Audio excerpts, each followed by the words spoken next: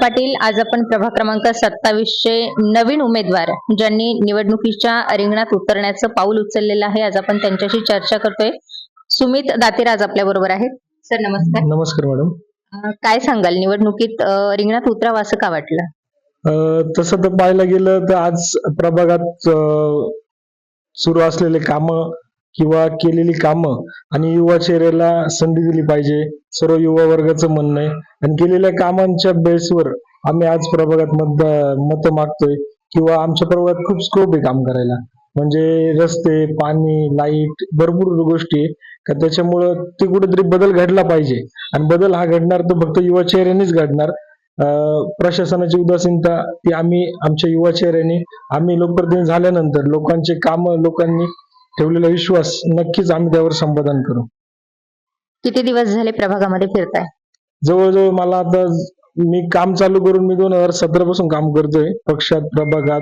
Street light असो, drainage असो, मी स्वतः एकनाथ शिंदे साहेबांच्या निधीतनं अंबडमळी विभागातील 2.5 कोटी रुपयाचे रस्ते केलेले.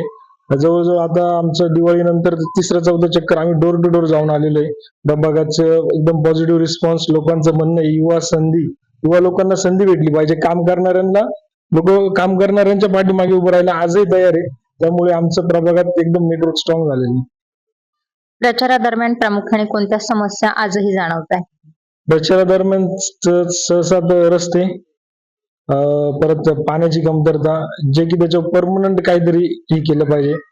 आणि लोकांना रोजगार, आमची MIDC चा परिसर आहे, तरुणांना उद्योग व्यवसाय सर्व गोष्टींचा स्कोप आहे. तर त्या संदर्भात त्या समस्या प्रामुख्याने आम्हाला खूप जाणवत आहे. अंबड म्हटलं तर महाराष्ट्रामध्ये नाव आहे अंबड MIDCचं. तर MIDCच्या माध्यमातून तुम्ही प्रभागातील महिला आणि बेरोजगार तरुणांसाठी काय कराल?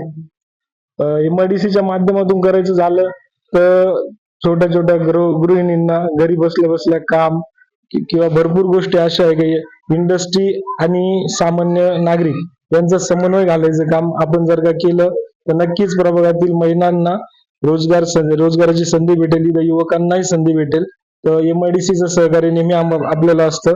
MIDCचा प्रभाग आहे त्याच्यामुळे इथं आपल्याला तो एक चांगला पॉईंट आहे. फक्त एकच आहे, इथं लोकप्रतिनिधींची उदासीनता होती. मागे जे झालं किंवा लोकांचं कॉर्डिनेशन नव्हतं, आमच्या इथे जे होतं ते लोकांचं कॉर्डिनेशन नव्हतं. ते कॉर्डिनेशन घालून मेळावे, रोजगार मेळावे, तसंच त्यांचं ट्रान्सपरन्सी ठेवण्याचं काम आमच्या माध्यमातून नक्कीच होईल, ही शाश्वती देतो. लाडक्या बहिणी 1500 रुपये घेत आहे, तर त्या दिलेल्या रोजगारात तयार होतील का? जर त्यांना खात्यावर 1500 रुपये महिन्याला मिळत आहे तर त्या रोजगाराला तयार होतील? लाडक्या बहिणींचं तसं पाहायला गेलं तर प्रभाग 27 नाशिक जिल्ह्यात प्रभाग 27 मध्ये जवळजवळ 6000 लाडक्या बहिणींचा लाभ घेत आहे. केवायसी पूर्ण होऊन पण जवळजवळ 4-4.5 हजार ही संख्या आहे. प्रभाग 27 झाला तसं तर कामगारांचा एक स्लम थोडा जरी धरला तरी लाडक्या बहिणी ह्या खुश आहे कामावर.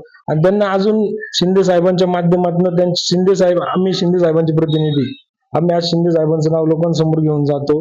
बहिणी असेल, मी असेल, आम्ही शिंदे साहेब म्हणून लोकांसमोर जातोय.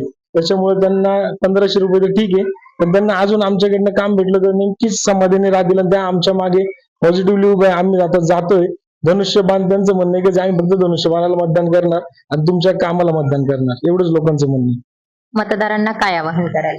मतदारांना एकच आवाहन करेल का कुठल्याही भूलथापांना बळी पडू नका. कोणी काही बोलता काम करणाऱ्याला संधी द्या, युवा चेहऱ्याला संधी, ज्यांनी मागे कामं केली, जे तुमच्या दारात आले. आता आरोग्य सेवा असेल, सर्व गोष्टी असेल, तुम्हाला कोणाच्या दारात जायची गरज नाही पडणार पुढच्या 5 वर्ष. हा विचार करून मतदान करा, एवढंच आमचं सांगणार आहे मतदारांना.